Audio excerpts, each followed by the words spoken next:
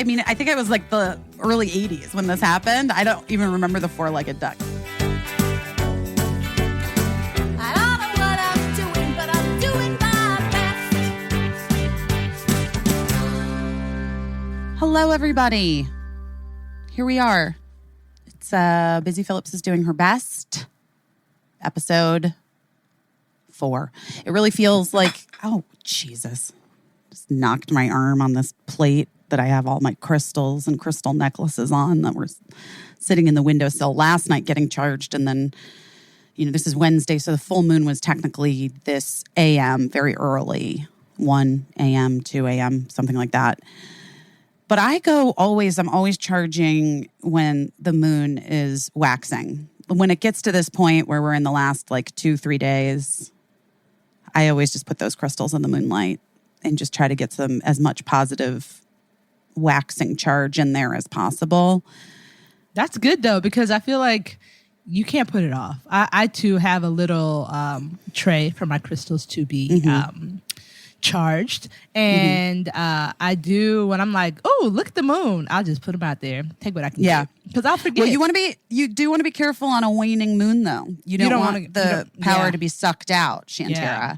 It's Shantira Jackson, everybody. Say hi to her. Hi. Your friend. I'm a crystal bitch. We all are crystal bitches. We're all a little witchy. This has been a particularly interesting time to be a person that feels the weight of the universe in a lot of ways. Yeah. Caissie. Yeah. And before you, hi, it's Caissie. And before anyone writes in and says, I know people delight in being like, oh, crystals are bullshit. Well, you know what? It can't fucking hurt. At this point, I'm willing to try anything. I want to hit things from all sides. That's where I'm at. Legitimately with this thing that I've been fighting in my body, whatever, I'm taking 47 different kinds of herbs and supplements from this herbalist guy, Michelle's guy in New York. Also taking an antibiotic, guys, because let's just do it. You know what I mean? What other angle? Also doing so much therapy. Lots of talking about all of these things. Yeah. So in the hopes that one of these things is going to work. Oh, also taking a brief hiatus from drinking because I think I need to just give my system a rest. Not to say that, maybe one of those things would have worked. Maybe. We'll never know which one it was if I get better. Who cares as long as it works? Which is always the thing with me. I'll always I'll have an issue or something and I won't do a process of elimination. Try this thing. It didn't work. Try this thing. It didn't work. I'm let's try everything. And then we won't know what it is that did work, but at least I'll feel better. So that's where I'm at right now. But I do have to say, this is a song that has been in my head for, that I wake up in the morning with songs stuck in my head, right? Like specific lines. Oh. Do you know that? Yeah. I didn't know that. You didn't? I think it's actually tied a little bit to OCD. It's 11/11, guys. I want you all to make a wish. Okay. But wait, let me see if I have it. You are turning round and round, you see, it's a sad day for sure. I've had that stuck in my head on a loop. Just FKA Twigs saying, it's a sad day for sure. She does pole dancing. Yeah. Mm-hmm. And in the middle of her show, she brings out a pole and she pole dances for you and sings at the same time. And it is very cool and hot and impressive. It's just she did it on the Grammys this year, right? Usher did a tribute to Prince. Did you guys watch the VMAs? I just watched clips of what I felt wanted. old. I felt old. I can't watch a whole VMAs right now. I like to go on Twitter and see what people are upset about or what they enjoy and then just watch clips of that. I'm like, oh, this is the moment where I'm just too fucking old for anything. Do you know what I mean? Yeah. And Kiki was amazing. I'm like, I love Kiki and I think she did a nice job. And but then Lady Gaga, I was very confused by some of the things she was saying. I think it just must be hard to I don't know how you do that right now in the world. It's really hard. Go to Yeah. go to an award show and like accept an award. And again, I have zero shade for anyone who's going to go to an award show and accept an award. I just personally am thinking like, I don't know how you do that. Caissie did the thing on Twitter where you post the photo from January where you have no idea or what's to come or whatever. Like, not, most of us had no idea what's to come. And I didn't do it, but I was looking. It did make me look. And I have all these photos of me and Michelle at the Golden Globes, and I was like, oh, yeah, that's like definitely antithetical to this moment right now. Like celebrating a well-deserved nod for her incredible acting, but at the same time, like, okay, I get, like putting on. Here's the good news. I'm not nominated for any awards currently. So no, me neither. I didn't even vote for the Emmys. Like I get I'm a voter. I'm in the whatever Emmy thing. And I just like was like, what? I don't know. What are we even talking about? I can't focus on that. This week was so sad. I've been so sad. I know you guys have been sad. Yeah, I've been sad. Yeah. I have been sad. I mean, I feel like overall there's a blanket sadness. I think we've talked about this before, like the duality of it all, like being grateful, but then just like there's like a blanket sadness because we have empathy for the whole world. And then there's just like shit that happens that you're like, not now. Not now. Right. Not now. And obviously Chadwick Boseman was not a thing that anybody saw coming. And it like following the week with Jacob Blake and then the 17-year-old kid opening fire and then just how out of control everything in the world seems. I feel like a lot of people, like I didn't know him and He's the first celebrity I ever cried for. Truly. Oh, wow. Yeah. It felt very personal to so many people and it felt like an insult, But in terms of the way that Chadwick Boseman chose to live the end of his life, I have such admiration for, just that what he was going through was what he was going through and he wasn't sharing it and that's okay. I also think that there was, there's a piece of it a little bit, which is like, he did some incredible and really important and representative work in these last years while he was sick. And if Hollywood producers and directors and people knew that he was sick, I don't think that would have, I don't know if they would have. I mean, you guys, I couldn't get insured when I was pregnant with Birdie to work on a movie. Yeah. Like they mean, wouldn't. also the a Marvel producers movie? were like, it's just too expensive. We're not, like we can't take the chance. What if something happens, you go into labor early? Well, I'm beyond the liability. It's a liability. So beyond the liability issues that anyone might have had, it also would have just changed the way that people looked at him. Right. He was in the business of playing very powerful, iconic characters. And the minute that you plant that seed in someone's head, like that, I'm sick, and then people start to get ideas about what you can accomplish and what you can do with your life. And now we know the truth. He could do anything while he was and here. He did that's. it. I mean. Also, I think it also speaks to the way that he was battling cancer. And I have friends that were close with him, that he really was like, I'm going to beat it. Like, I think he was fighting the whole time and wasn't going to let it like slow him down or stop him. I saw a quote from that. They were like, how are you doing? And he was like, man, I can't wait to live to tell you. And it's so, it feels so ominous now, but like him just being like, as soon as it's over, I can't wait to tell y'all what I did for you, and for himself. But yeah, it was like, I drove to the beach to like look at something nice. Yeah. We drove to the beach and we turned off our phones and I looked at the sun set. And I looked at the moon come up and I walked up the stairs and Chadwick Boseman had died. And I was like, motherfucker. Like, I was so sad. Yeah. And it was like, 2020 has been wild. You just watch the sun go down and then you see that like one of the brightest stars ever kind of left us and the impact that he made. And like, I think that we've all been really sad about the whole world, but like, I think this was like the first time that people were like, oh, like, I don't know the last time a star, like a movie star passing, impacted a community the way that it did. Like everybody loved him. Everybody was like, fuck. Right.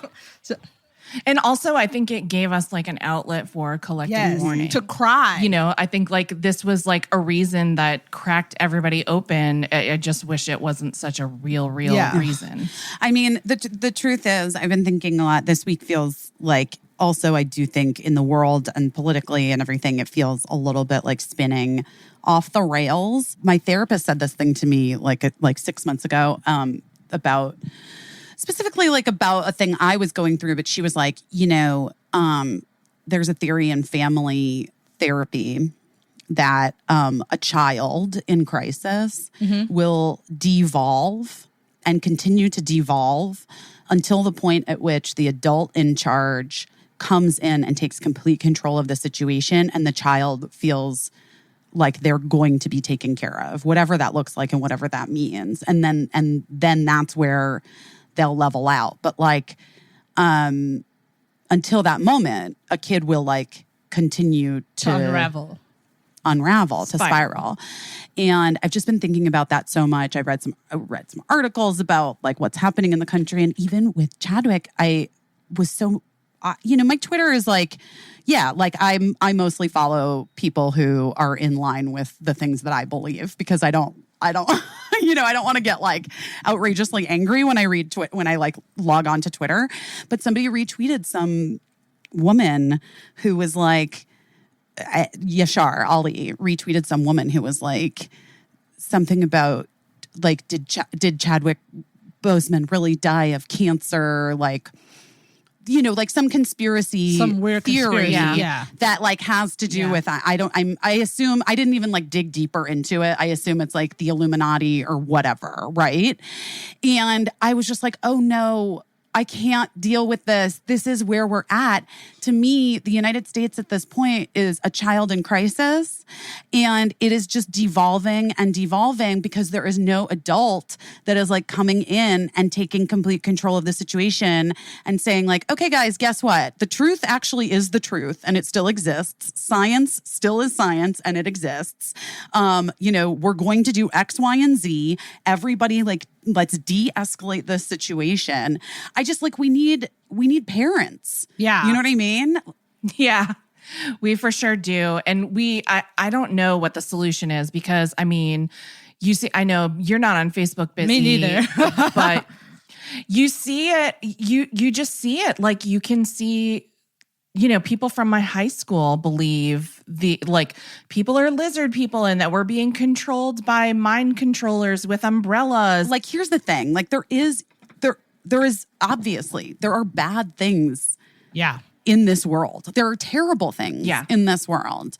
But the greatest trick, I guess, the devil ever pulled was getting people to focus on fairy tales, to like avoid them having to confront the reality of the work and the minutia and like, honestly, the boredom of actually changing a system. Like, it's arduous and it's long and it's a grind and it's not fun and it's boring and it's bureaucratic, and there are like things and steps that you have to take. And it's so much easier, I think, for people to be like, the monster is the pedophiles in Hollywood, and like come on my fucking Instagram and ask me where Birdie is because they think I've like sex trafficked my own child because I haven't posted her for a week. Like, these motherfuckers are wild. Like, it's wild. But I mean, look at the NXIVM documentary. I haven't watched it. I want to watch it. I haven't watched it yet. It's wild. I mean, these are people that, some of these people are people that we work with in our industry. Not that I've ever directly, but Mark worked with Allison Mack.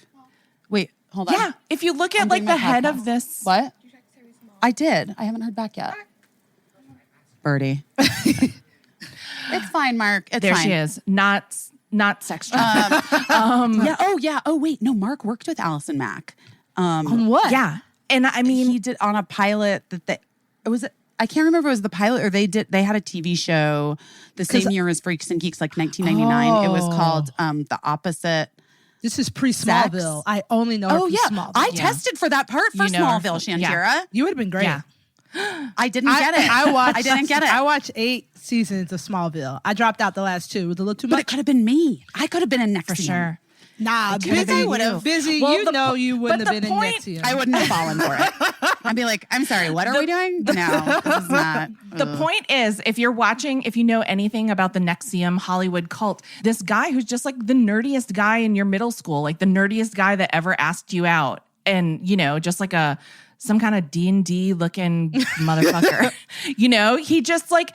He was able to get people to join this cult just by telling them they're special. And then once they were hooked, making all these insane demands, and they submitted to being branded. It's That wild. is truly insane. Professional actors and filmmakers in Hollywood were like, thank you for telling me this thing that I needed to hear. Yes, I'm loyal to you for all eternity. Please burn me with that hot Everybody butter. needs a group chat. Guys, okay, which brings us to this. We've gotten a lot of submissions. We're going to do the cutoff date let's do it 48 hours from now.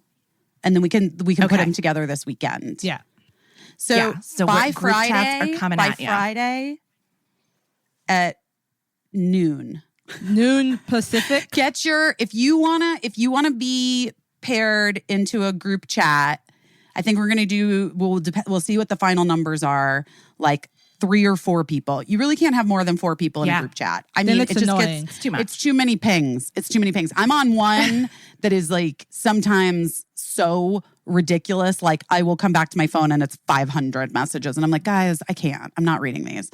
But okay, so Friday at noon, if you want to be put into a group chat, send your name, your phone number, I guess, right? Are we asking for the phone numbers? How do we do it? No, I just the think emails. We'll We're going to pair put people on the up email. on their emails, and then you guys can do the rest. And then they right. can take it from Yeah. there. So just send an email with a few of your interests, what you're interested in. What you want to gossip about. We'll try to, is it like yeah, exactly. Ben Affleck and Ana de Armas? Is it like social justice things? Is it politics? Is it baking? What's your vibe? Is it baking? Yeah, what what's do your you vibe? want to have a safe space to say some things so that you don't bust it out on Twitter And get fired from your job. and get fired from your job? Noon PST, right? Noon our time? Yeah. Noon PST. And also just in your email, maybe say that you give us permission to introduce you to other friends of the podcast. Yeah, we're gonna need Just in case. some legal. None of We're us are not lawyers. We're just doing our best to guess at what the law is. Okay, so listen. So I know that this has been a lot of sadness, and we've all been having a hard time, and I don't know about you. I've been doing my best through it. I've made some decisions. I'm like, guess what? All the alcohol and pie isn't actually making me feel better. So I'm gonna just take a quick break on that and try to focus on putting healthy things into my body, but not being crazy and being focused on that either, because that's not healthy Just either. a happy medium. A happy medium. I just need a happy, I had, for instance, let me give you a for instance. So last night, after my 2 hours of therapy with my therapist who I love, I did get my petty cash nachos that I love. Ooh, I those ordered nachos them. are good. I picked them up and I ate those nachos. What I did not have is the 3 margaritas that I normally have with the nachos. And let me tell you something. I slept better. I feel fine today. I don't feel gross and oh, really did it last night. I feel fine. Yeah, happy medium. So I think that's kind of that's my happy medium. I'm not giving up all of the things, but I'm just trying to be more aware. I'm trying to be more in tune. So I'm doing my best. Shantira, you're continuing to do your best with baking, and there's another exciting thing. Are you allowed to say? I mean, I am. Yeah. I mean, I think you should. We're really proud of you. I wasn't posted about it yet, but yeah, I got a job writing for Amber Ruffin's new show, which is so exciting. Busy gave me some beautiful flowers. You can't see them, but they're behind me. And a bottle of whiskey that I will be drinking. And it was so cool. It's really exciting. She's like my fun black aunt. Exciting. So it's like super fun. I also am doing my best at, I have hair now. If anybody knows me from the last 7 years, when Busy met me, my head was shaved and then I shaved it and it was blonde and shaved. And this is the first time I've ever I've had more than a half an inch of hair in the last 7 years. So I'm doing my best at being able to do my own hair. Now, I know that is a big thing too for a lot of ladies growing their hair out right now. But I had to buy products. I had to buy brushes. I didn't have that many brushes. I didn't have no hair. I have a teeny weeny afro. TWA is what the black folks call it. But yeah, I'm doing my best at this is the thing. Also, I cut my hair and then I thought it was just for me. But now that I've gone in therapy, a part of it was to piss off my mom, because she'd be like, is it going to grow back? And I'd be like, never. But now me and my mom's relationship is way better and I can grow my hair out. Oh my God, Shantira, I love that. Hair. It's like a metaphor for your whole relationship. The amount of hair you have is the amount of goodness in your relationship. Truly, I feel like everybody can relate to that. I swear, I feel like all women have a lot of stuff tied to their hair, and it really signifies a lot to women. And maybe men too. I don't know though about that as much, but I do know that at times in my life, chopping my hair off, dyeing my hair, cutting bangs, never a good idea.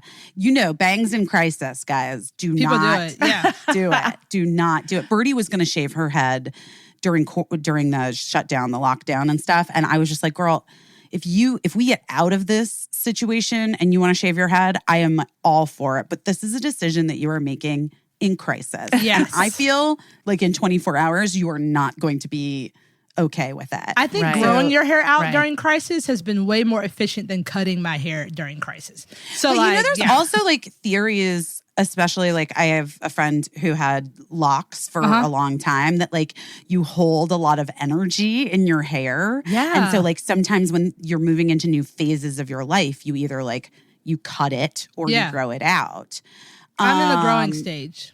As a little girl, my grandmother had hair. Her hair grew all the way down to her little ankle boots. Oh, she had horse girl hair. She's a cricket. She's a cricket. Yeah, cricket and they would braid it and put it all up in buns. And she was really sickly. And the doctor back in the 1919s or whatever was all her strength is going into her hair. You have to allow her to cut it because her parents loved her long, beautiful hair that they would then pin up.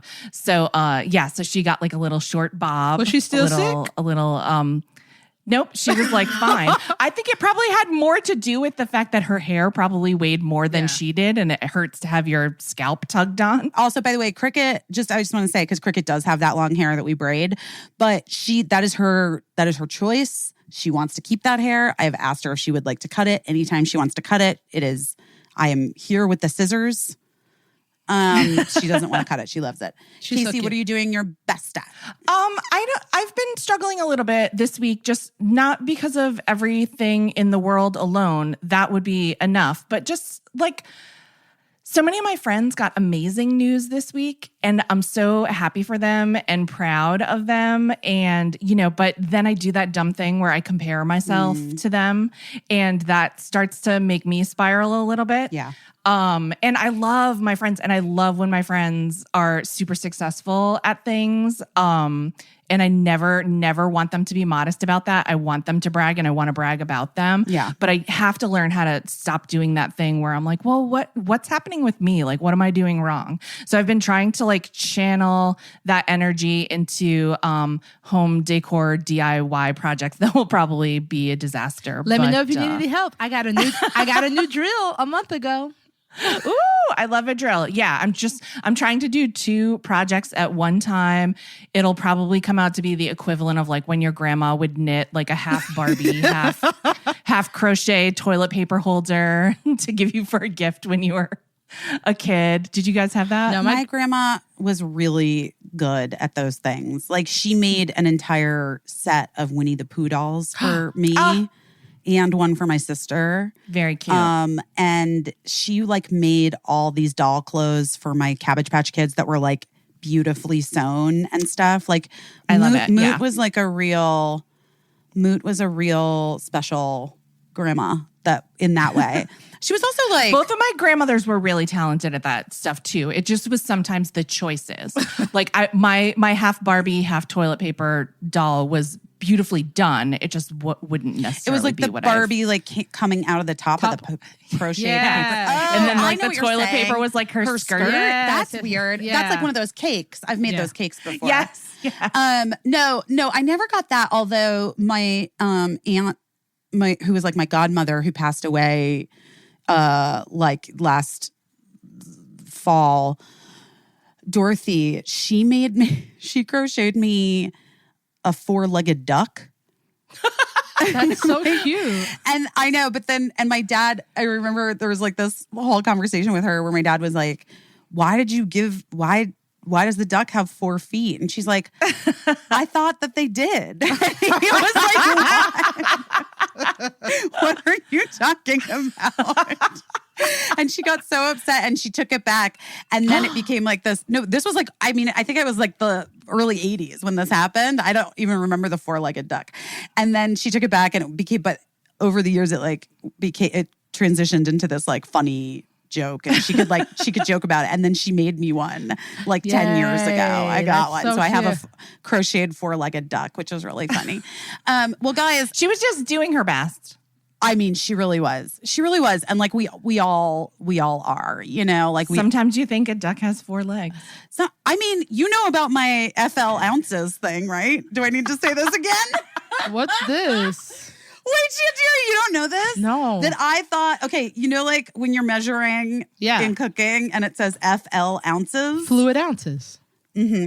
I thought it stood for something called floor ounces, which was a unit of measurement used for liquid that I completely made up until literally like a year into my marriage with Mark, and we were cooking something in the kitchen and he's like, how much do I need? And I was like, I think they said 8 floor ounces. And he's like, I'm sorry, what? And I was like, 8 floor ounces. And he's like, what are floor ounces? And I was like, floor ounces are like the unit of measurement, FL. It stands for floor. And he's like, it most certainly does not stand for floor. That's like you're 32 years old. How many people have you said floor ounces to?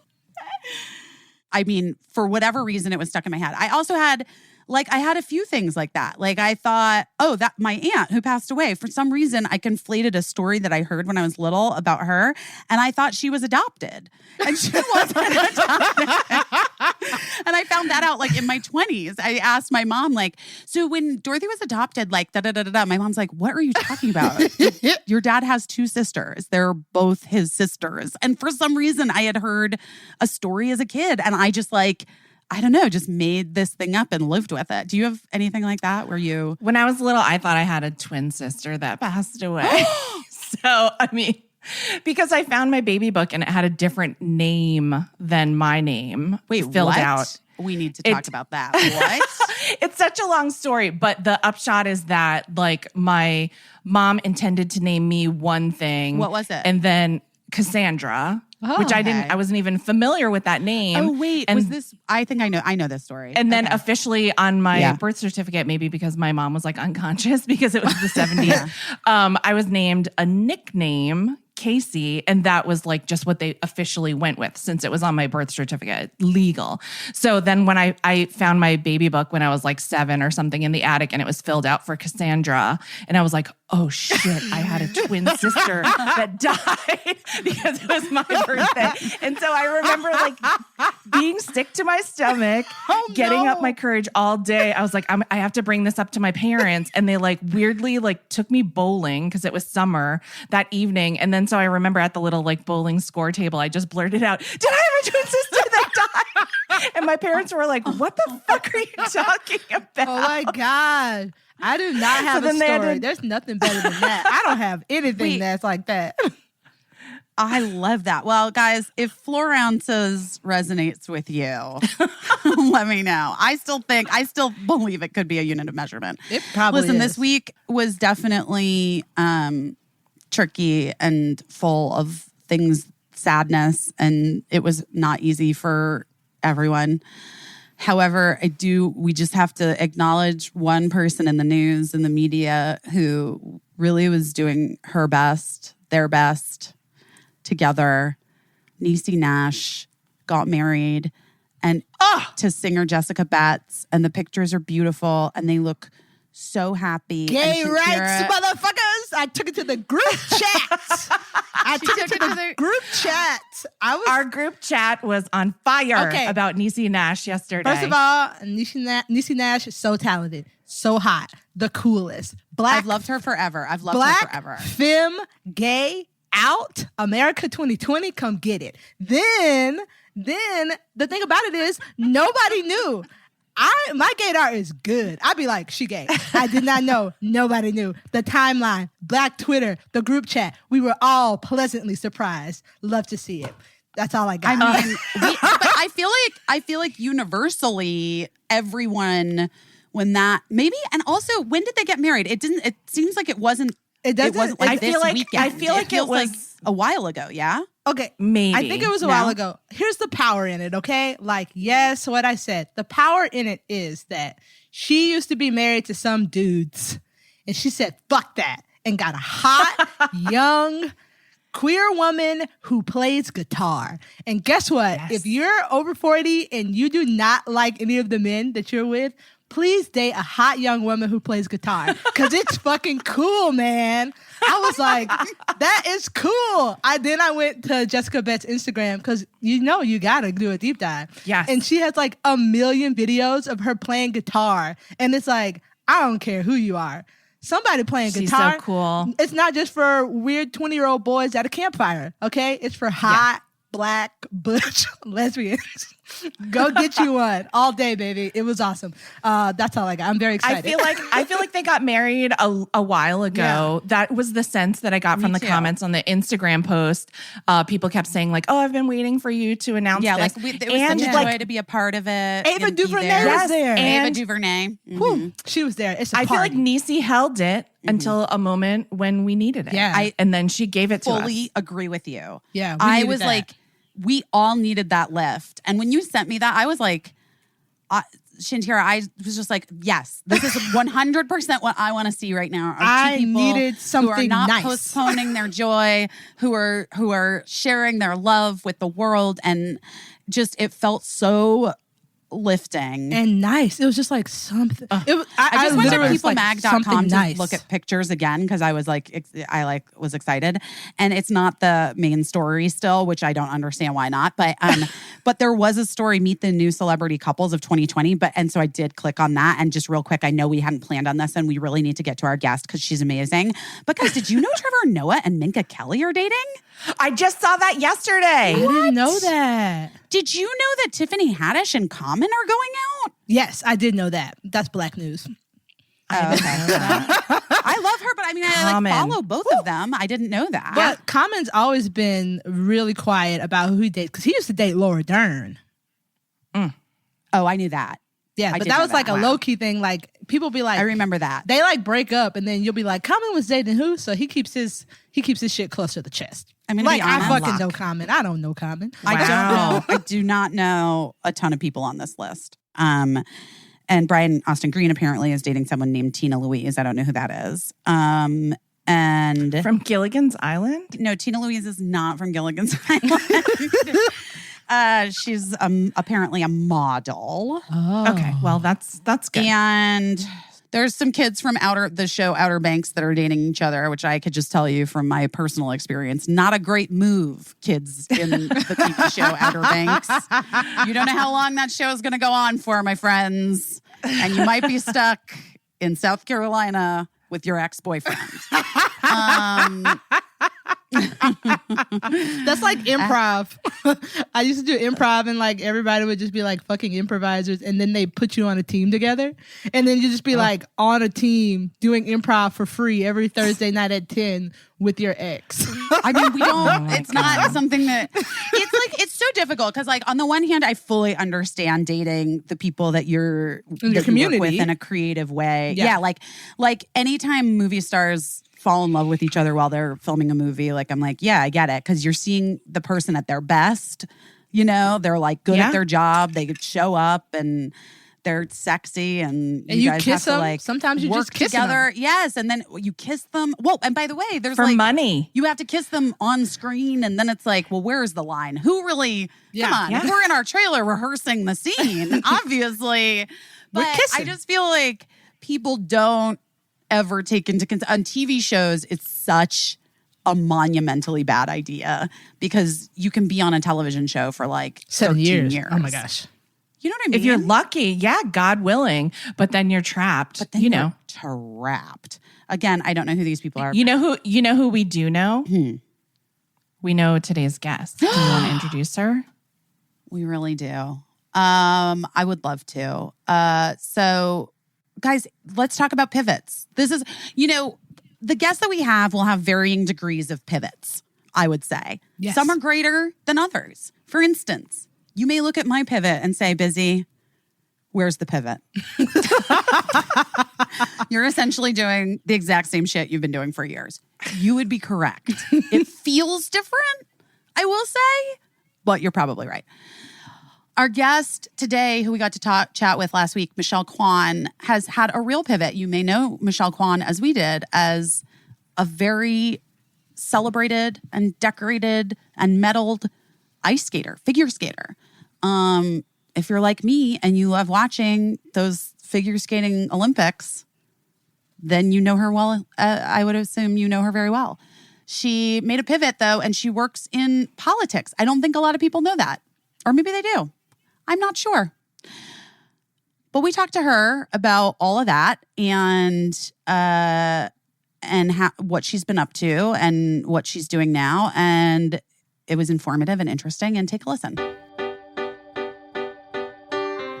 Okay, guys, I am kind of very obsessed with this thing called Talkspace. It's online therapy, and it lets you connect with a licensed therapist for a fraction of the price of in-person therapy. And you can like be matched with the perfect therapist for you for the comfort of your own device, and you can reach out 24/7. And I know this time has been very difficult for a lot of people. And I know that for a lot of people, for the first time in their lives, maybe they've been confronting some things that they have, you know, either not confronted because they were in the world and they were moving through it. And like, sometimes it's very easy to avoid your stuff when you are very, very busy and you fill your days with friends and drinks and meals and work and all of those things. And being home for months and months on end have left people a little bit aware of their own situation. And it doesn't help that the world is kind of a trash fire and that there's a lot to process there. So enter Talkspace. We all need someone to talk to. Talkspace wants to give the support we deserve at a price you can afford. Match with your perfect therapist at Talkspace.com or by downloading the Talkspace app. I love an app. And don't forget to use the promo code BEST at checkout for $100 off your first month. That's $100 off your first month at Talkspace.com with the promo code BEST, BEST. Well, guys, talking about pivots, jobs, looking for jobs, hiring people for jobs. The number one job site in the world is Indeed.com. And it is that because Indeed gets you the best people fast. Unlike other sites, Indeed gives you full control and payment flexibility over your hiring. You only pay for what you need. You can pause your account at any time, and there's no long-term contracts. That's wonderful. And it provides powerful tools that make your search that much easier. Indeed is amazing. 73% of online job seekers visit Indeed each month. It's going to get you the important hire you need, just like they have for over 3 million businesses. So right now, Indeed is offering our listeners a free $75 credit to boost your job post, which means more quality candidates will see it fast. Try Indeed out with a free $75 credit at Indeed.com/doyourbest. This is their best offer available anywhere. Go right now to Indeed.com/doyourbest. Terms and conditions apply always. Offer valid through September 30th. Hello, Michelle Kwan. Hi, Michelle Kwan. Hi, guys. How are you? Do people say your whole name? Your first name, last name, right? Does everyone First say and your last name. Yeah. Yeah. I mean, I've never met you before, Michelle Kwan. But when I saw you, I was like, I have to say the whole name. It just feels apropos. So I hope that's okay. Yes, of course. I just turned 40 and I had a little freak out moment. Wait, Oh. tell me, what was your freak out? Well, I'm never 41 really now. Thought about it. Okay, see, I don't know what it is, but Mhm. I think it was more the idea of when I was a kid, thinking my parents at a certain age, And it's Remembering not that when your we're turning- parents turned 40, yeah. Yeah, and I don't know. This time around, maybe it was just everything that we're going through Yeah. and everything that's happening in the world, and you're just like, I turned 40, everything flies by, and you just, not that I don't ever for one moment take anything for granted, but it just made me think even more so, like how I have to appreciate everything, like being able to hang out with my family and my parents, who are healthy. And Yeah, I do feel, Michelle, like, because Caisie's a little bit older, Shantira's a little bit younger. I turned 40 a year ago. And I do feel like there's something to it, even if you're not a person that's caught up in like I don't know, like as, like a patriarchal idea of what getting older as a woman means. There's something where it is a milestone. You're like, my parents are getting older. My husband's parents are getting that's what older. scares me. I know. Yeah. And I think and like it's like in That's your the head, your moment- parents are 40. Do you know what I mean? Yeah. Exactly. Yeah. In my head, my parents are 32. I think it's the moment where, you just really realize like life, this is a downer, but life is finite, I know. Yeah. and that you're like, you're maybe, hopefully not, but getting close to halfway there. And, woo. I have a hard time thinking of that. Michelle, well, that is kind of a pivot. Turning 40 is like a moment where you kind of take stock of everything. But when you're someone like you, who you are so incredibly successful as a figure skater and an Olympian, and now you've had like a career pivot, and you're incredibly successful in your career pivot, which we're going to talk about.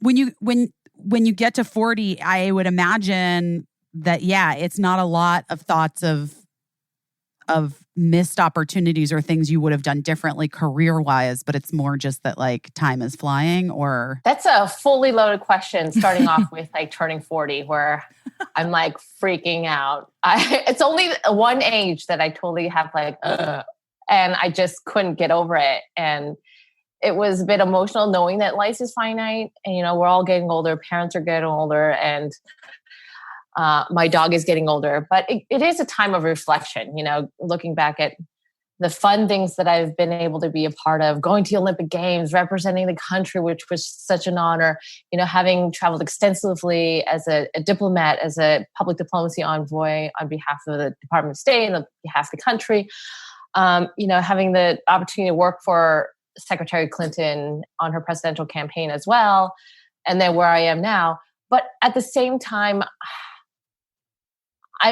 it makes me really think about decisions going forward. I've always lived with the notion of no regrets.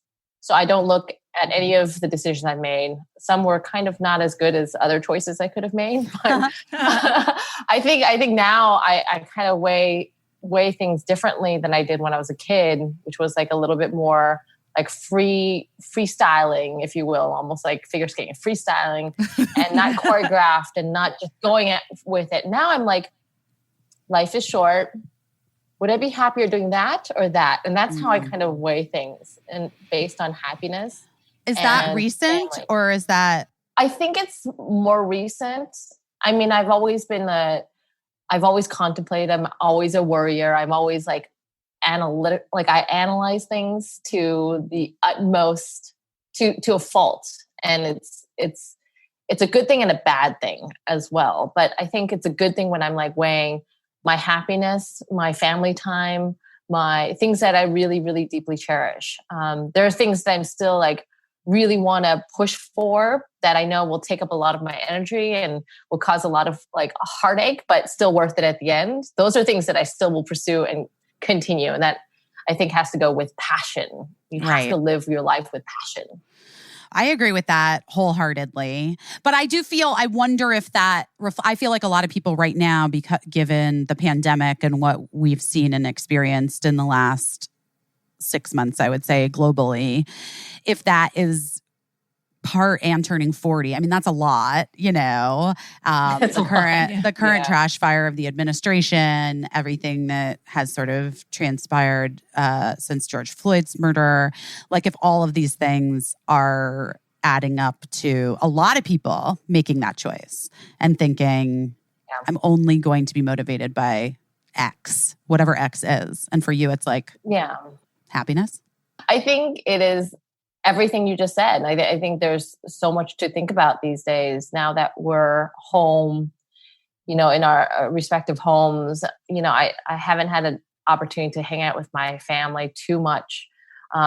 Very, very careful and, you know, social distancing. And if anything, it's outdoors and everybody's wearing a mask, and it's just not being able to embrace your, you know, your loved ones and your friends and not seeing them. And also my colleagues that I'm working with, it's hard. I want to ask about that. Tell us a little bit about your job now. Yeah. So it's always been my passion, like to me, not politics, but like follow your passion. That's what I'm motivated by. And after having worked in 2016, you know, presidential campaign supporting Hillary Clinton, I actually never anticipated getting into politics, by the way. So how did that happen? So let's talk about that pivot real fast before we get into even the current state of things. Yeah, like where do I go? So you're figure skating and things are going great. And doing pretty good. You are doing your best at figure skating. Doing your best. Turns out you're the best at figure skating. Just straight up the best. 8 consecutive U.S. titles, 12 consecutive medals. The only woman in figure skating history to reclaim the world title 3 times. That's like pretty impressive. 2 Olympic medals, obvi. I used to where do you keep them? They were actually all in a suitcase. And if you look around my house, you don't see anything skating related. So I think I just kept it all in one area where it was like the trophies and the silver platters and all the medals went into a suitcase. But now they're displayed neatly at the ice rink that my family, we have a business. So it's in the ice rink right now. Did you go to college while you were skating or did you after skating? I did. You know, I was 17. I went competed at the Olympics. The following year, I went to school 19 at UCLA. I took about 1 full quarter of classes. I think it was 12 units. And then I was still competing at the same level, right? Competing at the international. Yeah, how hard is that? Almost impossible. So then I said, you know what? I might be, breaking off too much. I can't, there's more that I can't focus on everything. So I ended up doing less courses and then being able to train at the same time, which was great because I had this like balance between training really intensely, but also getting to escape into schoolwork, which sounds very funny, but it was nice to have that distraction when I was competing. Because oftentimes when an athlete, there's so much pressure that it almost alleviates it when you have something else going on in your life. So that was a nice little balance. But then I at that time, I felt like I was on a 10-year track of graduating college, which is not tenure. It's 10 years before I graduated. So, 10-year plan. Then I ended up not really completing my education until much older when I finished skating. And you could so I went back to focus school on at it. 26, and then I focused on it. And strangely enough, my focus was political science and international relations. Mm-hmm. And it's good that my degree is going to good use. Yeah, that's interesting. Why were you drawn to that when you decided to like go finish your college degree? Well, when I first enrolled, when I was going to UCLA, it was psychology. And then I think my focus turned to psychobio. And then like all students, we don't really know what. It's so weird that at 19 you choose, or at 18 you choose what your major is going to be. It's so bizarre to me. What your life, what the trajectory of your life is. It's very strange. Yeah. I mean, that's why I love this concept, because life is full of pivots. Yeah. I always knew that this pivot was always going to be the hardest, the one from the sport I loved and was passionate about and never had a question what I wanted to do. I wanted to be an Olympian. I wanted to win the next competition. There was always like a goal in sight. And when I finished, I think it's similar to a lot of the professional athletes. You saw, I haven't seen it yet, but I can't wait to see it when I have time, is the documentary that Michael Phelps and other athletes were a part of. I saw it. I've been watching a lot of documentaries during this time. Yeah. And it's so interesting. All the things that I'm learning that I need to unlearn, I think is very powerful. I was like, oh, this is just about what it's like to be an Olympian. And it's like, oh, no, it's about the livelihood and the life of Olympians as people, not just athletes. And it's like, that is a man who works at a tire store to support his Olympic dreams. And it's like, what are we doing to support them mentally? And I was like, oh, I had to unlearn seeing Olympians as just people who play sports every 4 years. It's really great. Yeah. But that misconception works in the arts as well. Mm-hmm. And, exactly. I like, especially musicians. I'm friends with so many musicians who, are teachers. and house painters and have other, and chiropractors, and have other ways of making money, because it is so rare that you're able to that it's like sustainable in that way. Same with authors and authors too. People always think like, oh, you have a book, you must be a millionaire, and I'm like, no, most people get like $5,000. Or you get an amount of money, but then it's like, that's done, and and it's over. Yeah. So you knew you wanted to go to school, and having that break gave you the chance to, when you came back, your major was political science. You're like, this is international studies. Was that influenced by honestly traveling the world? No, I mean, you traveled the world as an ice skater. You did the Olympics. You met international people. Yeah, exactly.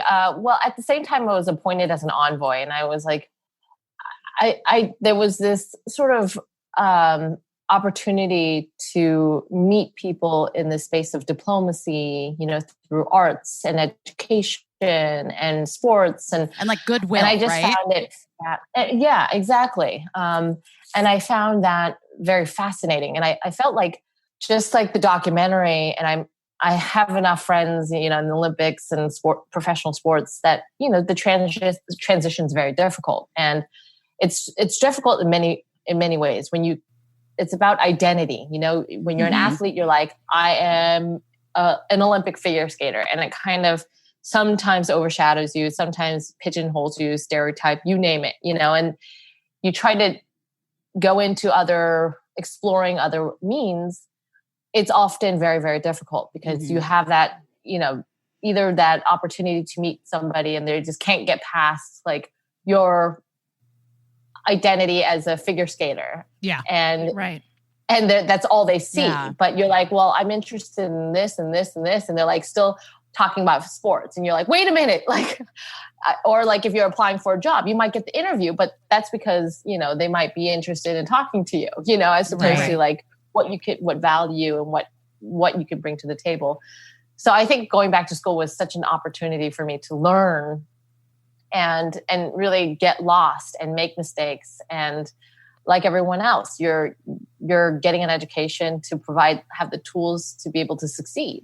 Just in skating, where you're training and you're learning jumps and spins, and you put it all together. I think in getting my master's degree was also another, where I was surrounded by people who were so bright and brilliant, and you know, working. They were 50% international students where I went at the Fletcher School at Tufts, and so I learned from my classmates, and you know, had these amazing conversations. And I don't know how I ended up pivoting, but it seemed like a seamless pivot in some regards, but it was a lot of getting lost as well. I'm so interested in what you said about being able to make mistakes, because obviously in your prior life as a skater, a mistake is death. Can cost you. Can cost you everything. And the world is watching. And if you make a mistake, like that becomes so tied to who you are as an athlete. So was that hard to get used to? Like just being able to like lean into mistakes and handle them? No, I think I always lean into mistakes. That's the one thing, you know, sports has taught me is like when you fall, sometimes it hurts. And sometimes it's not embarrassing. You're in front of millions of people. There's a lot riding on the line, and you fall and you just get up and you're like, you know, hundreds of hours went into that fall. I would try my best, you know? And those are the times when I actually get the best moments where I learn. And, you know, when you go to a job interview, I think one of the first of the 10 questions they ask you is like, what's the biggest thing that you've had to overcome? You know, sports has made me tougher and stronger and better. And I think one thing that I learned the hard way is, you know how when you say, what would you tell your 18-year-old self? Or what would you tell your 20-year-old self? I finished skating and I went into, you know, pursuing my education. I felt like this lost little girl, and I felt like almost like everything was stripped away. And like I removed all the identity of being a skater. I removed everything, and I started like a blank slate, and then realized, wait a minute, I'm not starting with a blank slate. I know how to work hard. I know how to make mistakes and learn from it. I know how to do all of that and put my mind to it. Focus. I did that for, you know, 25 years of my life. I could do the same. And I'm not probably at the same par with everyone else, but I know what it takes. So like, I think in hindsight, I wasn't coming at it older, you know, 26 pursuing, you know, my degree, but I was coming in with like this newfound kind of like, hunger to learn and passion to be better and to, you know, be lost and be okay with being lost. I actually have always sort of thought that college should not start right after high school. I think that like there should be, I mean, if I'm being honest, I do think that there should be that like in a perfect world of this country, as we like look forward, because I think we have a lot to rebuild and rethink as we move into the future, if people are open and willing to make that decision as opposed to living in a fear-based way, which is, I think, how we've been living for the last bit of time. I think that it would be really wonderful if there were like at least 2 years post-college where kids went into a public service avenue. Like they work at a shelter, they clean up whatever. You know what I mean? And you get paid, obviously, right? Or your fucking college, or your college is paid for. I don't know, guys. Yeah. This isn't, I don't have the policy made yet, Michelle, is what I'm saying to you. The bill is not ready to go. At the moment. But I just think that there's so much value in those years in your early 20s of making mistakes, messing up, figuring out who you are, figuring out what your values are, and then going back into school and being able to be excited about learning and like getting excited about the possibility of what your future is, as opposed to just going into college after high school, like, this is what I do now. I go to college and you know? Yeah. Anyone? Yeah. Anyone? I think there's a lot to it. I think seeing the world and learning what you want first. And I think if I could tell myself is like, make sure that you're exposing yourself to sort of all these ideas, and you're surrounded by such an abundance of information. Like 18-year-olds right now, at the fingertips, you can learn anything. It's really interesting. And you had this whole experience of, you mentioned like you sort of felt behind when you went to college eventually as an older person, but really you were kind of ahead because you had been like living life sort of in this non-traditional way and having these experiences. And so you were doing, the work in the Envoys as Michelle Kwan, figure skater, right? Cultural, going into, getting this experience. And so then post-college and post your graduate program, was that when you were like, I think I can really go and work for this campaign? Or was it just Hillary? Like, what was the light bulb moment for you? Well, when I went back to school, so 26, and then I ended up going and pursuing my master's degree. So that was another 2 years. And then after that, I ended up working at the Department of State. So that's when that was Secretary. Yeah, it was Secretary Kerry, Clinton, and then Kerry. Mm-hmm. And then that was, when a lot of my colleagues from the Department of State ended up moving to New York, where the Hillary Clinton headquarters in Brooklyn was based. Mm-hmm. And I said, well, her personal office is getting rather large. And they said, well, you should just move to Brooklyn. And I said, are you sure? Move to Brooklyn? And sure enough, I joined the campaign before her official announcement, which was very exciting to be a part of. But it just sort of segued into where I am now, which again, I didn't think that I would be here on another presidential campaign because, as you know, Busy, it's like they're very, very young, usually early 20s. The amount of emails, the amount of it's nonstop. And normally, on a traditional campaign, you're traveling extensively too. So it's long hours. It's a lot of time, but it's so worth it. So explain to people at home what it was that you did for the Clinton campaign and now what you're doing for the Biden-Harris ticket. Well, in 2016, my job was the surrogate outreach coordinator. So essentially working with folks that are interested in getting involved in the campaign trail. Right now, I am the director of surrogates for the Biden-Harris campaign. I've been on the campaign trail since day one.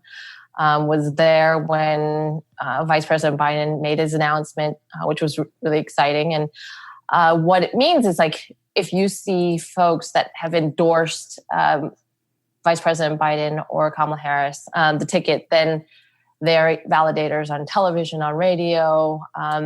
Normally, we would have surrogates travel throughout the country to battleground states, helping with organizing events. We're traveling, of course, virtually, all over the country. And then we have, building the biggest and broadest coalition of surrogates involved, which is, reaching our African-American, our Latino, Asian American, Pacific Islander, women's LGBT coalition, and just, making sure that they're plugged in throughout the campaign, whether it's finance events, digital, social, calling in virtual Zoom. We have these calls all day, every day. Till the end. Just to give you a little bit of background at home, I was asked and participated as a surrogate for Hillary Clinton. I know before I even did it, I was like, what? What are you talking about? So basically what I did was I had a speech that I put together, like a stump speech, that the Clinton campaign helped me with some of the points that they really wanted to make sure were hit. And I would go to certain events where Hillary Clinton herself or couldn't be, and I would speak at it. So, for instance, I went to a couple things here in California, in Orange County, and gave some speeches. And I went to very small towns, and it was like I felt like I was in an indie movie the whole time because I flew into this. I think I went to Des Moines is where I started. I think I went to Des Moines and then I went to like some small towns, and we would show up too at the different campaign offices in the smaller towns and like bring pizza, and I would do like an interview with the local news station, and I would, talk to the volunteers that had assembled for phone banking and thank them for, showing up and volunteering and encourage them to keep showing up and volunteering. And like, so anytime you see any sort of like event for a candidate on whatever level, truly, and it's like hosted by, or come see Sophia Bush talk with this person about, Senator Harris.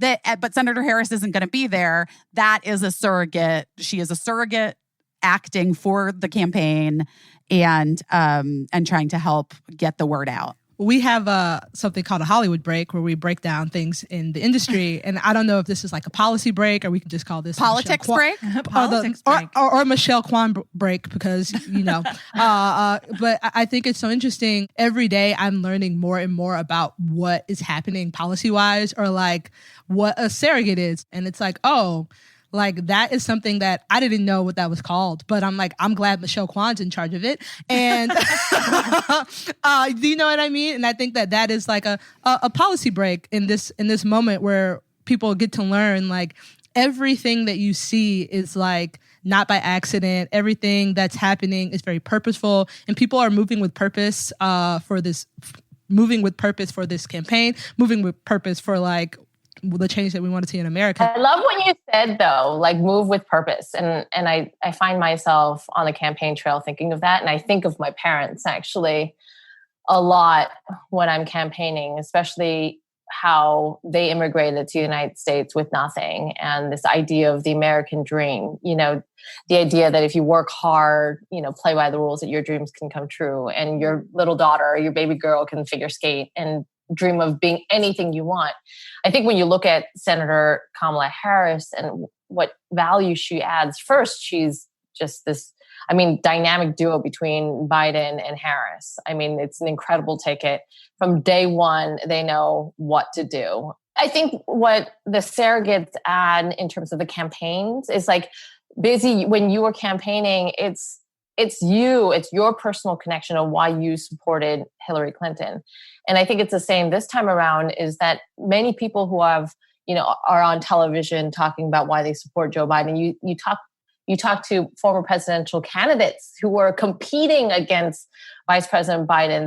They have endorsed the VP and said, as a colleague, I know that he can do it. I know he's capable. I've worked with him. I know he's a decent human being. I know that he has the best interest for, the soul of the United States and unifying our country. And so what we're trying to do is like really galvanizing support and making sure people are informed and having these policy breaks, right?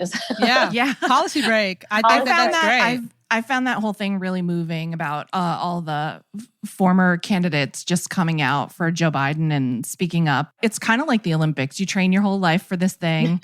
You're going to run for president. And then that's going to be kind of crushing when you realize like, it's not going to work this time. And you have to make the decision to drop out. So to see everybody turn on a dime and be like, yeah, I dropped out, but guess what? I'm not crying about it. Vote we for have this work guy. to do. We have work to do. Yeah, we got work to do. And I think there is something interesting. I'm in a place right now of both deep despair and incredible hopefulness. Yeah, it's the duality. You know what I mean? We discussed it is the duality that the duality of it all. Of what 2020 really is, which is like sadness and despair and like, oh my God, what if this continues? And then the hopefulness of like, but I know I'm not stopping, even though I'm tired and my throat hurts and like I haven't felt well for months. And I know that that's definitely psychologically linked to everything that's going on in the world because I've had 1,700 COVID tests. But like the hopefulness that like, I know I'm not stopping. I know that the people around me aren't stopping. Even my friends who stopped last time because they were mad that their candidate didn't get in. And I did have those friends and we had a lot of uncomfortable dinner parties. But I know they're not stopping now. And I really feel like there is this sea change happening.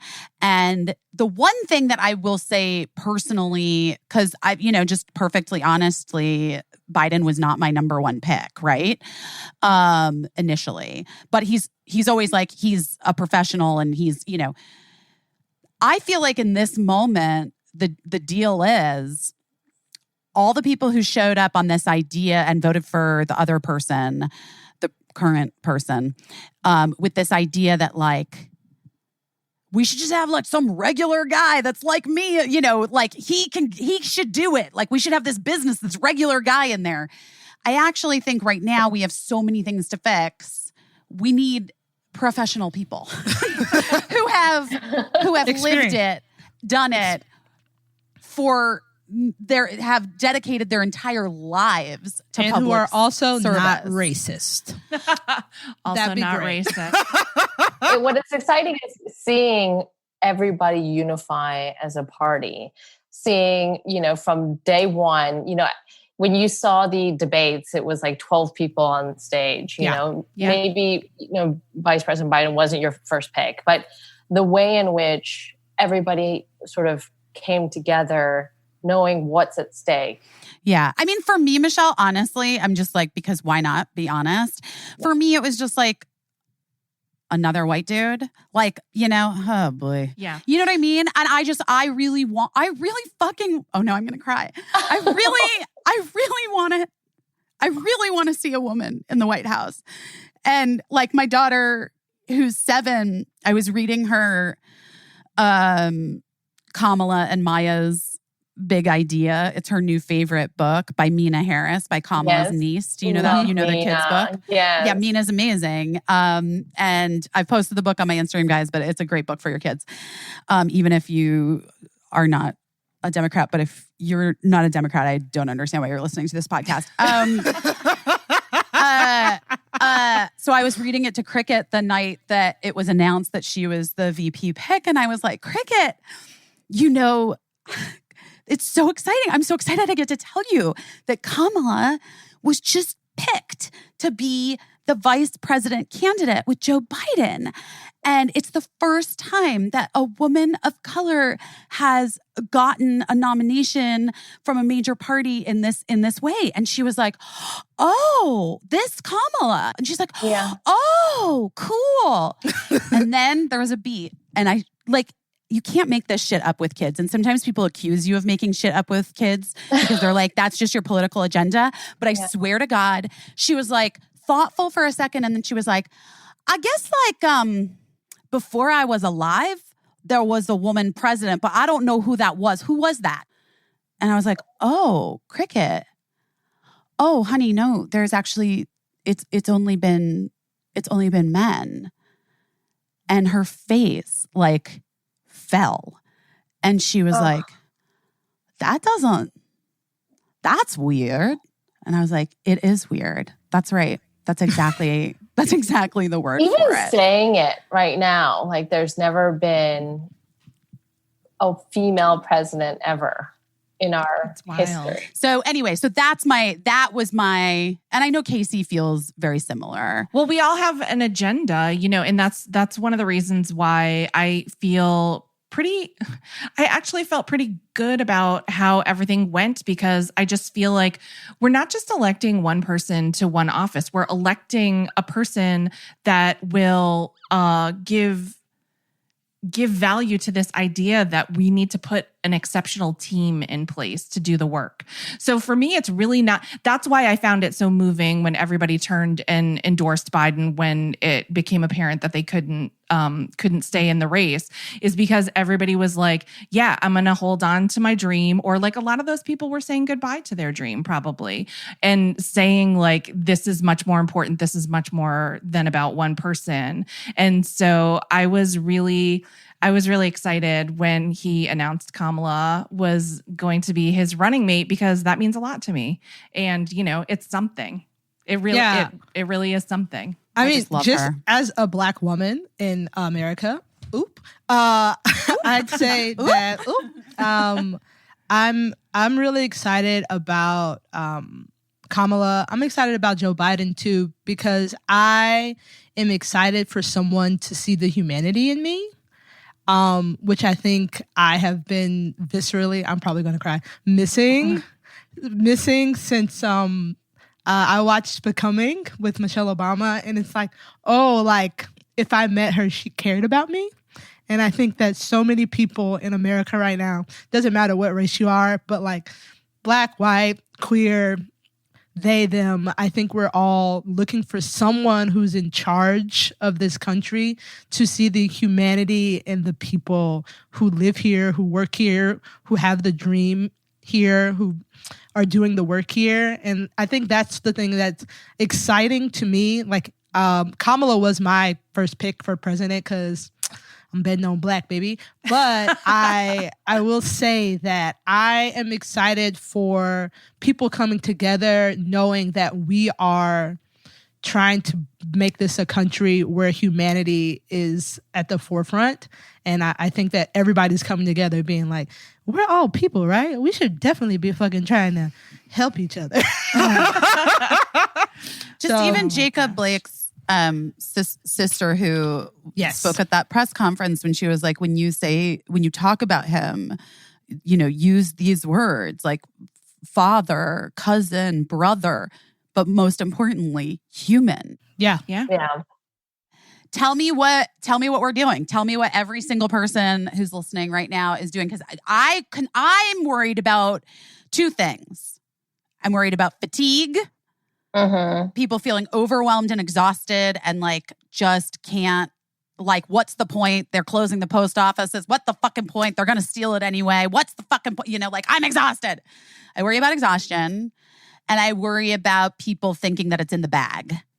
So what do we do? How can we pivot to help Yes. you? I want to pivot to help you. What are we doing? Yes, I wanna love help this Michelle Kwan. pivot. Well,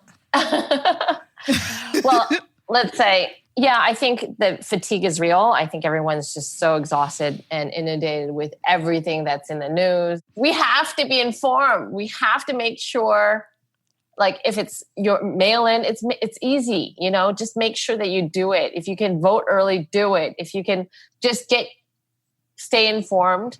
If you want information from the campaign, go to the website.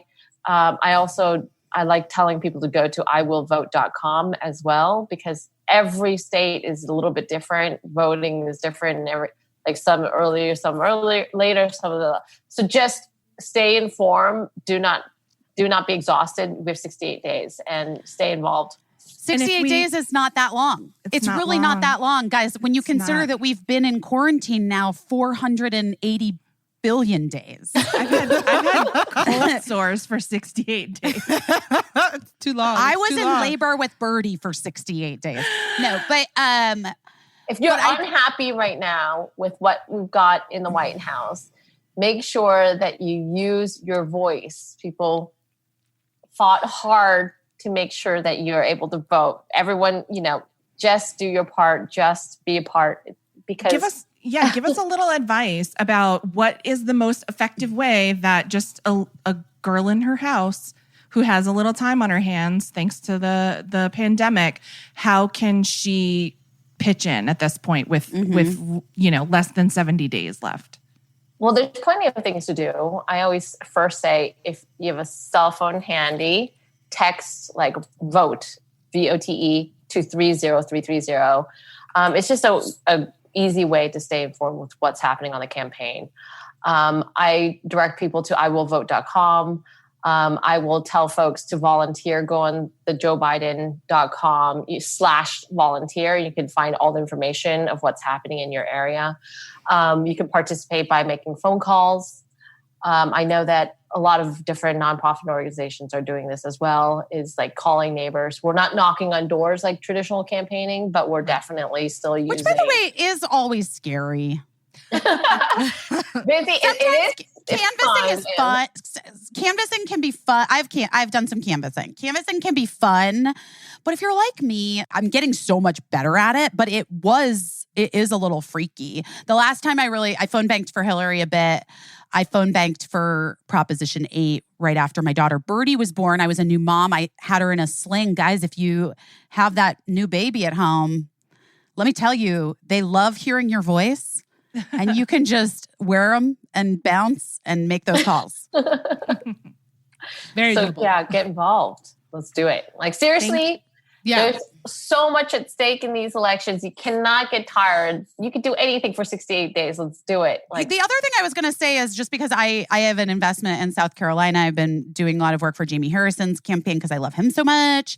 But I know South Carolina is in desperate need of poll workers and like people to help out on election day to man phone lines if people have issues. And that is very important, because if you're somebody who is like concerned about,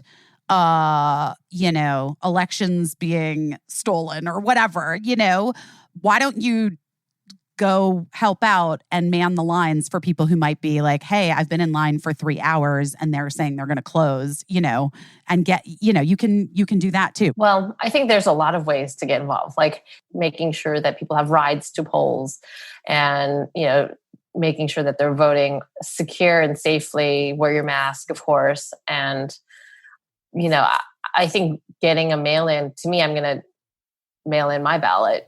Yeah. So just make sure that you get it.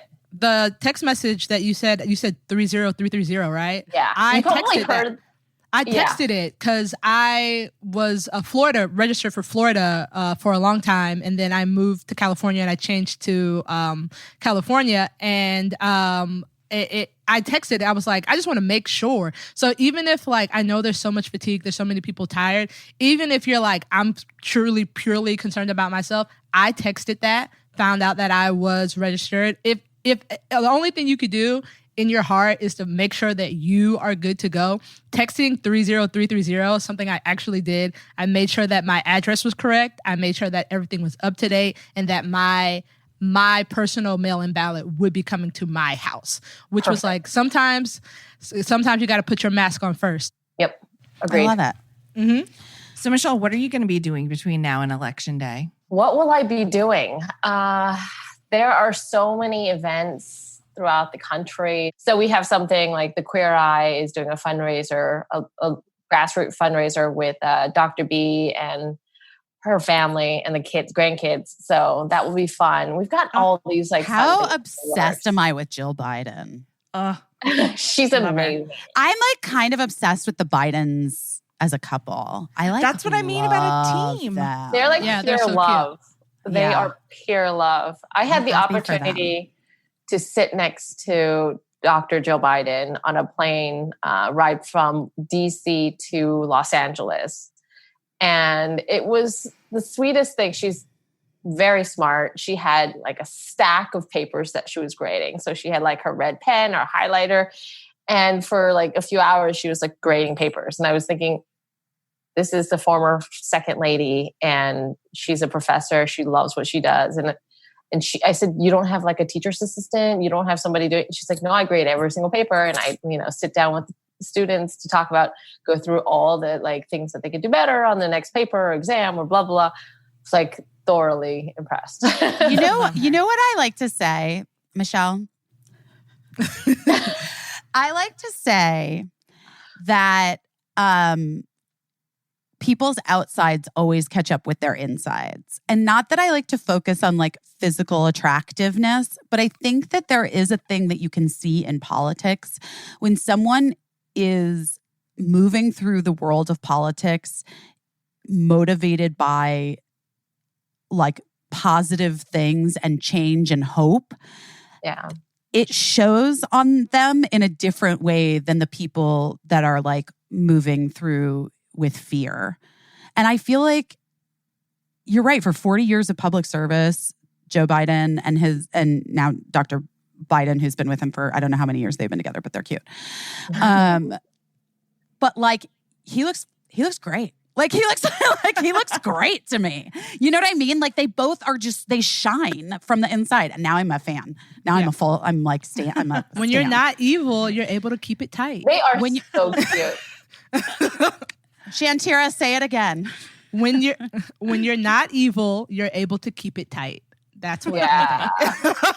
You're able to keep it tight. And move with purpose. I like that. Move with purpose. Yeah. I feel like we should make some t-shirts that say move with purpose. What do you think? Yes. Yeah. I love that. Let's do it. Michelle Kwan, it's like the busiest time of your life right now, and you made time to come and sit with us.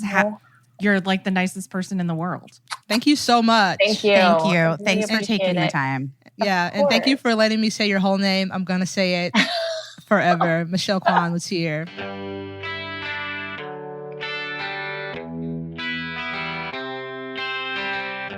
Well, guys, you know, we've been trying to do this, learning this new language. Bonjour. Comment ça va? Bien. And with Babbel, learning a language is even easier. It can help you learn faster than you think. Babbel has lots of different languages that you can choose from. It gets rid of all the roadblocks. So I can just start speaking Spanish or French or German or any of the 14 different languages that I want. And Babbel is available as an app or online, so your progress will be synced across all your devices. Who doesn't want to learn a new language? You know what I mean? We should all want to expand ourselves in that way and at least be able to know how to ask how to get a tequila and where is the bathroom. Well, right now, when you purchase the 3-month subscription, Babbel will give you, our listeners, 3 additional months for free with the promo code OURBEST. Use that code, OURBEST. It's 3 additional months for free if you go to Babbel.com and use the promo code OURBEST on your 3-month subscription. That's BABBEL.com, promo code OURBEST.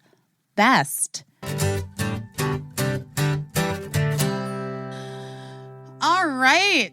Hi, it's us. We're back. Michelle Kwan's so great. Don't you guys love her? So amazing. I love her. She's so inspiring. When I was 10, I was putting on socks, skating around, trying to be her. And right now I'm 33, and I will put on some socks and skate around and try to be just like Michelle Kwan right now. Except you're putting on socks and your phone banking. Yes, for Joe Biden. just like swiping around. And Kamala. Yes. I loved the thing that she said about how when she would fall ice skating, she was never embarrassed. She would just think to herself, you know, I tried my best. 100 hours of practice went into that fall. That's like, if I could apply that to my own life, like every time I fucked something up, being like, listen, it took me a lot of work to get to the point where I could fuck this thing up, you know? Like, that's all I want in life, is to be allowed to have the opportunity to fuck Well, that's things what we up. say all the time, right? Like men get infinite opportunity to make mistakes, fuck things up, and get another chance. And women get 0. sometimes one. She was so great. Oh, one thing I do want to say before we move on from Michelle's interview, we recorded that last week. So she kept saying that this is 68 days away. It's the election is not 68 days away any longer. It's 62 days away. Days. So everything that she said, if you were feeling that, it's actually more urgent. It's 6 days more urgent than Michelle said. 62 days. And if you're listening to this later, it's less than 62. So do all those things that you need to do to make sure that you exercise your And will. if Do it's what you got to do. And if it's after, I hope that we're cool. I hope we're cool. here. I hope we're cool too. I really do. Well, guys, what a week. It's kind of crazy. I'm feeling okay again. Like I feel like this is a nice thing for me to do, to reset, to like come and talk with you guys. a little bit. It really is nice. It always makes me feel better. A Zoom group chat.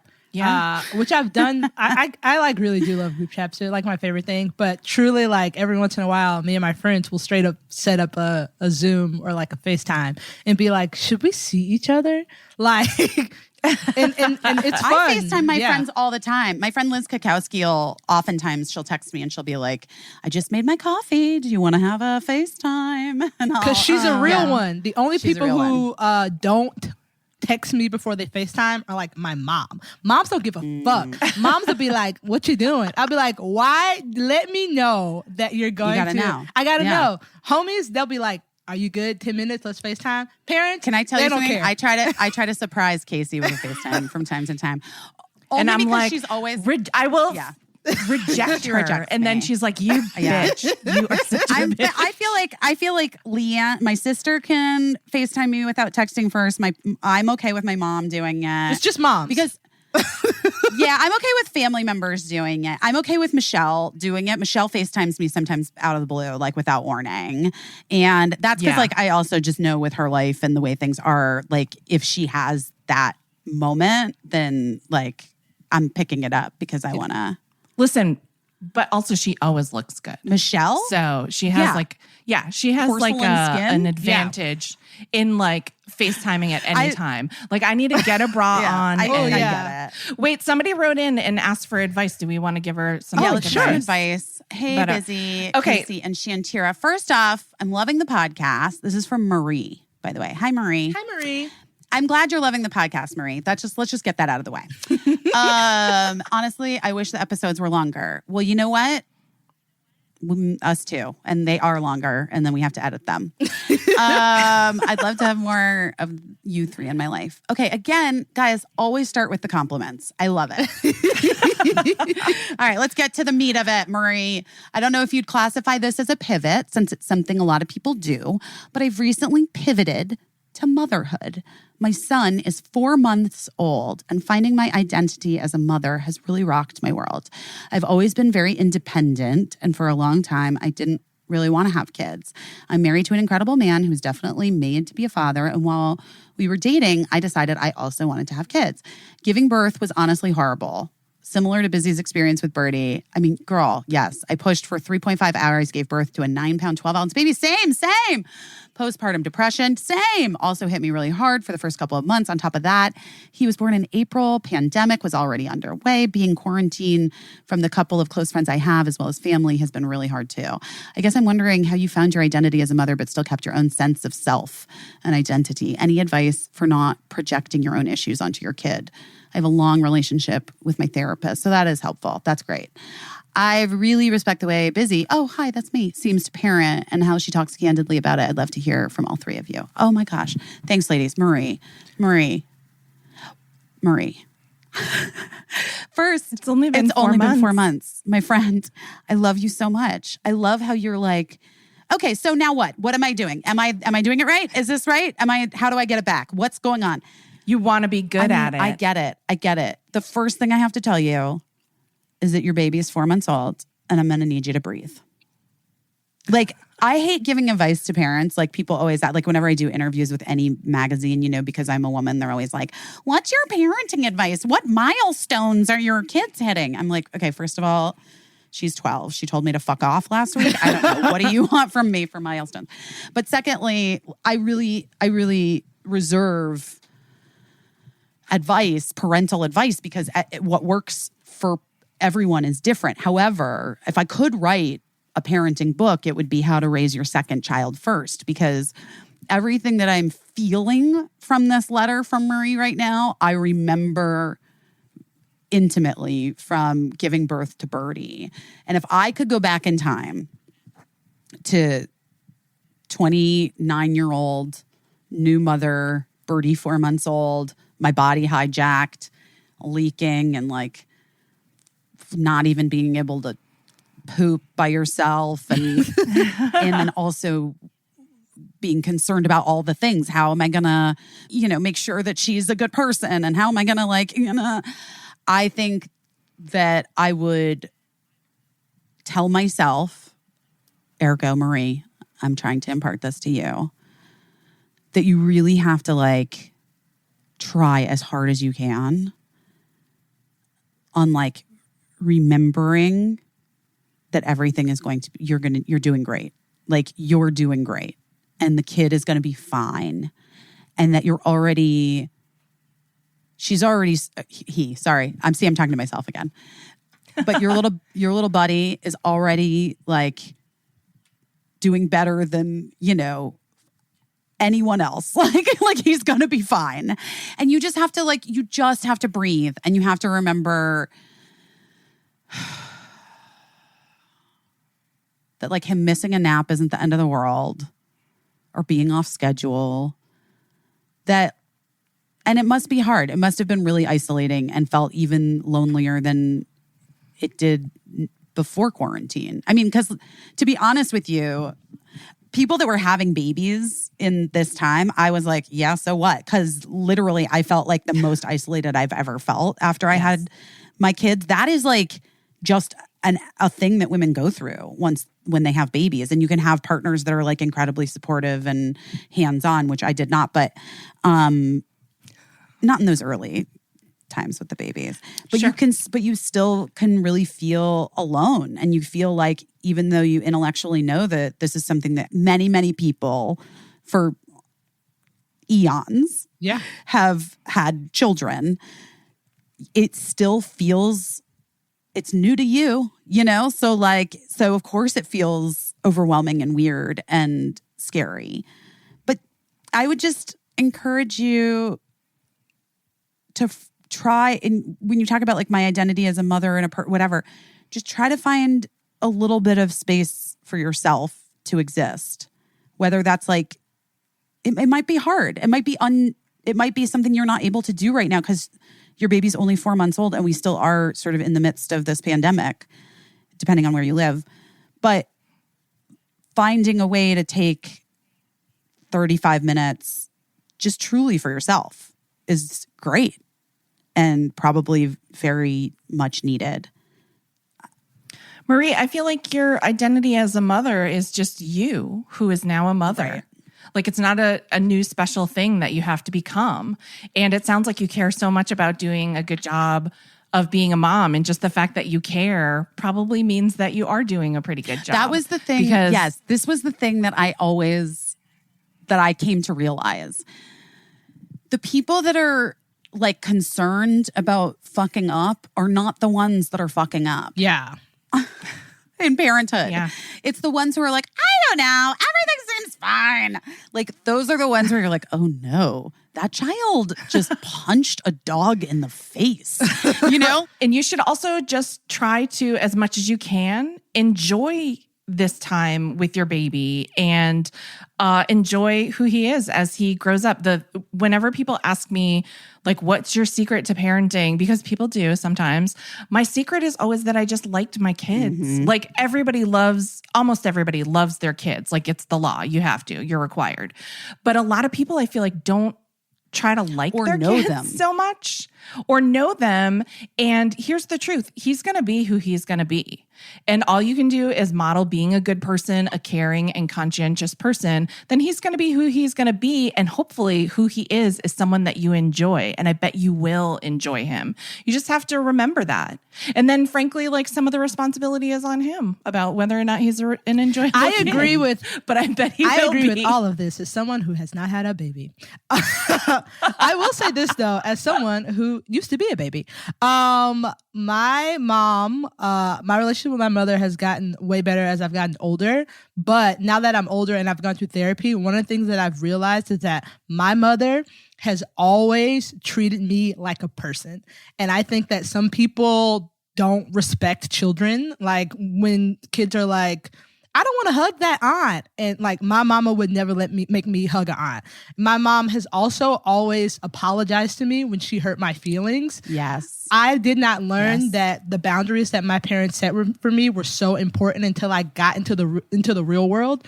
As someone who has parents who have made mistakes, I have always felt seen and loved. And if you're listening to a podcast, thinking about how you can be a better mother. I can tell you, as a child who has felt seen and loved in a world where like it's not easy for a young Black girl in the South, I think that that's awesome. So just knowing that that boy is seen and loved. And isn't that just like, that's like kind of the thing, right? Yeah. Like we all want to be seen. And Marie,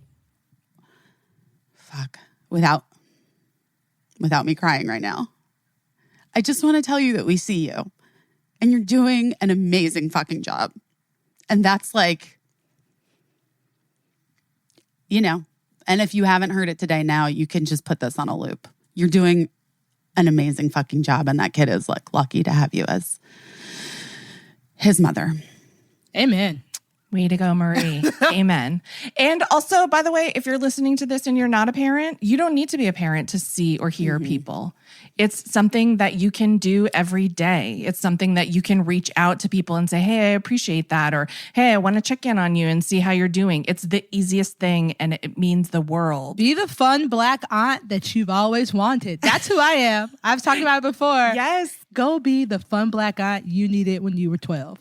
Yeah, I mean, and I think that's really important. Like, I mean, for all of us, like moving through this world in this time, especially when we start the show and we're all kind of sad, and then we're kind of inspired now after talking to Michelle and then hearing from Marie and her own struggles. It's like there are a lot of ways to, like, first of all, to move through and acknowledge that, like, the pain and heaviness of this time is real, and Absolutely. It requires us to, like, acknowledge it and meet it. And that's okay. Like, it's okay to, like, cry this whole weekend, right?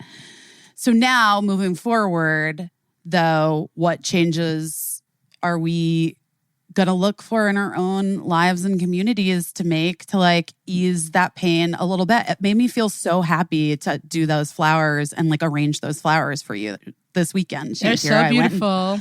Bought them at the little flower truck, and I was like, my friend got this job. I'm really proud of her. Like, I want to just give her these nice flowers. And that's like a small thing, right? Or there's the organization that I work with here where I'm like helping them with school supplies this week. Oh, that's so fun. I miss school supplies. I don't want to go back. I mean, she it needs can to go back to school. I do not want to know. go back to school, but I miss going to get a fresh Trapper Keeper and making my daddy pay for it. Woo, I miss it. You know, is this in my book, or have I just told this story so many times that I feel like people know it, but I don't think they do. You know, one of my most humiliating moments of preschool, and one of the only things I remember, is that I loved Bob Ross. Who didn't? Bob Ross was on whatever program I went to. I went to, like, morning preschool or afternoon preschool in Chicago. And Bob Ross was on, like, right before we left the house to go to preschool. And I went to preschool and we had an art thing. And so I was like, oh, I want to paint. I didn't want to paint like a landscape because I'm 4 years old. Yeah. But I was like, I wanted to paint a puppy. I was like, but I know from watching Bob Ross, this is all inside my head, but I know from watching Bob Ross, you have to paint the background first. You paint that beautiful background that he does. You know, that like ombre background. And then you put the thing on top of it. And I worked so hard, you guys, and I made the most beautiful, like, pinks and whatever background. And then they were like, it's time to clean up. It's art time's over. We're going to show everyone our art and tell what we painted. And I was like, I just did the background. I just got the back. I didn't get the puppy on it. I didn't get the puppy on it. I just got the background. And I was like panicked. And I was holding the thing and I was getting so, like, flustered. And she was like, I'm busy. What is it that you've painted? It literally was just like paint. It was nothing. You know what I mean? It was just like pink ombre kind of paint. And I'm holding it up and I'm so flustered. I'm like, it's a puppy. And then all the kids started laughing because it was just like so clearly not a puppy. And then I was like trying to explain, and she was like, I just remember this so fucking clearly. And she was just like, it's okay. Guys, you know, maybe that's what a puppy looks like to Busy. And it wasn't what a puppy looked like to me. I had just gotten the background done. I didn't get to do the puppy yet. Haunts me. It haunts me. Well, it's so you've stayed the same, you know, like people always want us to just do things in a certain amount of time. And we're like, Listen, it takes a little while to like get ramped up, and then, then it takes a while to get to the cake that we baked. Exactly. And then once the cake comes out, it has to cool before you frost it. Otherwise, that frosting's gonna melt. You're right. And nobody wants melted frosting. I mean, but it's worth it. It's worth the wait. So everyone stop just trying to end art before we're done. Right. I haven't drawn the fucking puppy yet. Guys, I love you so much. I really do. We're going to be back next Wednesday with another fantastic guest. We're talking to some really great people. If you need us, you can reach us at busydoingherbest@gmail.com. And if you want to be grouped into a group text, your deadline is this Friday, 2 days from now, September, whatever, 4th, 3rd. I have no idea what day it is. it's How is it Friday. September. Time is a construct. It's a construct, like gender. Yeah. And then also one more exciting thing, if you've been enjoying the theme song of ours written by Jonathan Colton and performed by Busy Phillips, you can now download the entire song on iTunes. It's called Doing Her Best, performed by Busy Phillips. It's a bop, and you can have it on your iTunes library, and you can do whatever you want to do while you're listening to it. And maybe I need to switch the song in my head today from FKA Twigs' Sad Day to Doing My Best by myself. Or do a trap remix and have it going. Did you listen to that guy's trap song about me? Oh yeah, that song is so good. It's so funny. Wait, that song is so There is good. another song called Busy Phillips that is a trap song by another unrelated artist named Geo the but Kitten. Busy. Yeah. Yeah, and it's just very good and very very biographical and detailed. Oh, he did the research. He did the fucking work. Lekfit. He name checks Lekfit. Yeah. Guys. He's I believe Birdie at one point So was if like, you does he say nachos? I'm like, I don't know. I think he might. If you want to create a Busy Phillips playlist, you can download Doing Her Best, performed by Busy Phillips, and also this other Busy Phillips song by this fine person. We also have an official Instagram account. It's at BP is Doing Her Best on Insta. And you can follow that. And your comments have been so nice. They're like oxygen Everyone's to so me this kind. week. Yeah, it's really buoyed our spirits. Yeah, it's been nice. And Keep it kind, we got to right? keep it kind. And if you have anything bad to say, just wait until I pair you in the group thread, and then you guys can like talk shit about me. And I don't ever need to know. Yeah. I don't ever need to know. Truly. It's none of our It's none business. of my business what you think about me. If it's bad, if it's great, bring it here. I don't subscribe to that bullshit that if you read all the good things, you got to read all the bad. I don't believe in it. Absolutely not. Guys, I love you both. I'm sending you guys out there so much love. This week has been hard. We got through it together. We're gonna continue to get through it. There will be hard weeks in the weeks ahead, and there will be good weeks. There will be Niecy Nash getting married to her love, Jessica Betts. We will have those moments too. That's just what life is. But until next time, continue to do your best. I'm going to continue to do mine, and I love you. Goodbye. Bye. I don't know what I'm doing, but I'm doing my best.